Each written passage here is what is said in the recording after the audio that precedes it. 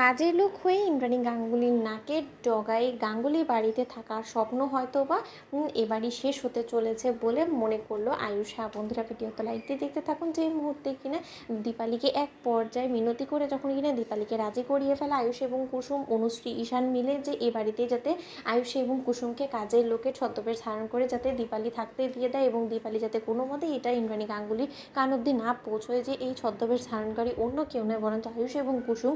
ঠিক সেই মুহূর্তেই হঠাৎ করে ইন্দ্রাণী গাঙ্গুলি যখন কিনা দীপালিকে বলতে থাকে যে দীপালি, তোমাকে যে দায়িত্বটা আমি দিয়েছিলাম যে ননি এবং পূজার বিপরীতে অন্য দুজন কাজের লোক রাখার জন্য, সেই ব্যাপারে তুমি কি ভেবেছো? কোনো নতুন স্টাফ পেয়েছো? ঠিক সেই সময় কথা বলা মাত্রই যখন দীপালি বলতে থাকে যে আগে ম্যাডাম, তাদেরকে আমি ইন্টারভিউ নেওয়ার পর আমি বুঝতে পেরেছি যে তারা সম্পূর্ণরূপে এই বাড়ির কাজকর্ম সম্পর্কে অবগত রয়েছে এবং তাদেরকে দিয়ে আমরা কাজগুলো করাতে পারবো। তার জন্যই আমি ভাবছিলাম যে আপনি যদি একবার তাদের সঙ্গে আলাপটা সেরে নিতেন। ঠিক সেই সময় কথা বলা মাত্র ইন্দ্রাণী গাঙ্গুলি যখন বলতে থাকে যে হ্যাঁ, একবার আমি তাদের সঙ্গে আলাপ করতে চাই, তাদেরকে ডাকো। ঠিক সেই সময় ইন্দ্রাণী গাঙ্গুলির সামনে যখন কিনা আয়ুষ এবং কুসুম কাজের লোকের ছদ্মবেশ ধারণ করে গিয়ে দাঁড়ায়, ঠিক সেই সময় ইন্দ্রাণী গাঙ্গুলি বলতে থাকে যে কী ব্যাপার, এই দুজনকে তুমি রেখেছো? আমি তো তোমাকে বলেছিলাম যে দুজন মেয়েকে রাখতে, কিন্তু তুমি হঠাৎ করে একজন পুরুষকে কোথা থেকে নিয়ে এলে বলো তো দীপালি? ঠিক সেই সময় দীপালি বলতে থাকে যে আসলে ম্যাডাম, বাড়িতে এমন কিছু কাজ থাকে যেটা কিনা একজন পুরুষ মানুষ হলে ভালো হয়, তার জন্যই আসলে তাকে রাখা। এবং আরেকজন যে যাকে আপনি ঘোমটার আড়ালে দেখছেন, সে আসলে একটু লাজুক প্রজাতির, তো তার জন্য সে আর কি ঘোমটাটা তুলতে চাইছেন না। ঠিক সেই সময় ইন্দ্রাণী গাঙ্গুলি যখন বলতে থাকে যে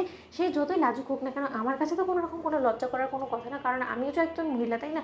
আমি তো ওর চেহারাটা দেখতে পারি। এরকম অচেনা অপরিচিত একজন মানুষকে তার চেহারা না দেখে তো আমি কোনো মতেই রেখে দিতে পারি না, তাই না? ঠিক সেই সময় কথা বলা মাত্র এক পর্যায়ে অনুশ্রী এবং ঈশান যখন কিনা ঘাবড়ে যায় এবং বলতে থাকে যে হায় ভগবান, কী করেছি আর কি হচ্ছে এদিকে। মা যদি একবার জাদুঘরের মুখটা দেখে ফেলে তাহলে তো এক্ষুনি গাড় ধাক্কা দিয়ে দুটোকে বের করে দেবে, এবার কী করবো? অনুশ্রী কিছু ভাবুন না। ঠিক সেই সময় অনুশ্রী যখন বলতে থাকে যে ঈশান, আমরা যদি এখন আগ বাড়িয়ে কোনো রকম কোনো কিছু করতে চাই তাহলে হয়তো আমার মনির আরও বেশি সন্দেহ হবে এবং সেই সন্দেহ জেনে আমরা ফেসে যেতে পারি, তাই এখন আমরা যেখানে দাঁড়িয়েছি সেখানেই থাকি।